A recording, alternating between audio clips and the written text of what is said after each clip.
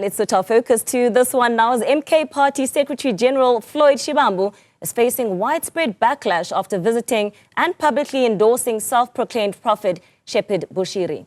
On Friday, Shivambu met with Bushiri and attended one of his church services, while Bushiri remains a fugitive after fleeing South Africa in 2020 while facing multiple serious charges, including rape. Shivambu later took to X praising Bushiri's so-called good work, prompting his party to distance itself from the visit, calling it unauthorized. Newzroom Afrika's Qaanitah reports. Floyd Shivambu publicly praised Malawian-born pastor Shepherd Bushiri after a visit to Malawi where he attended one of Bushiri's services. But his endorsement has sparked political outrage. The MK party now says Shivambu was acting in his personal capacity and not on behalf of the party. Justice Minister Mameluku Kubai says Shivambu should have known better.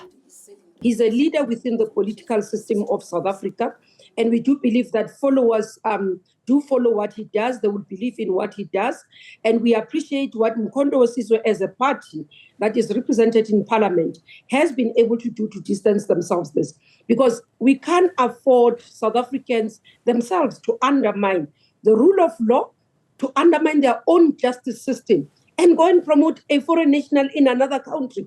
You leave South Africa as a South African to go and undermine your own country in another country. That's not patriotism. And surely for somebody like Floyd, whom I've known for years, I'm really disappointed. Among the charges Bushiri faces are multiple counts of rape, including allegations involving girls as young as 16. Prosecutors say victims were drugged, bribed, threatened with murder, and abused over a period of 6 years.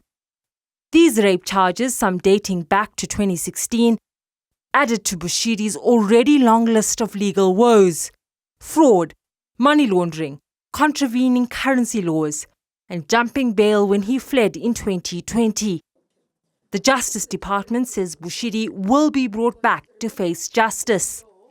We're hoping that there's not much today because we are almost at the end.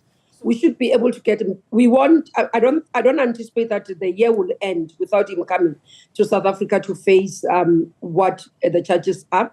We'll deal with it. We'll update it. It becomes difficult to give him the time frames because you're dealing with another country. Similarly with the charges, it will be when he arrives in South Africa, because remember, he was on bail for particular charges. So his legal team and everybody else will have to argue whether the other charges within the South African laws will fall. What Malawian government was saying, based on 3 full charges, he does qualify for extradition, not for trial particularly. So South African government and its justice system will bring him back to say, at the time you ran away from South Africa, these are the charges that you face. His legal teams will have to argue to say these are the charges that must fall, and that will be within the court of law in front of a judge. The MK party remains adamant. Shivambu's visit to Bushiri was unsanctioned and done in his personal capacity. As public criticism grows, Shivambu has yet to respond. For Newzroom Afrika on Channel 405, I am Qaanitah.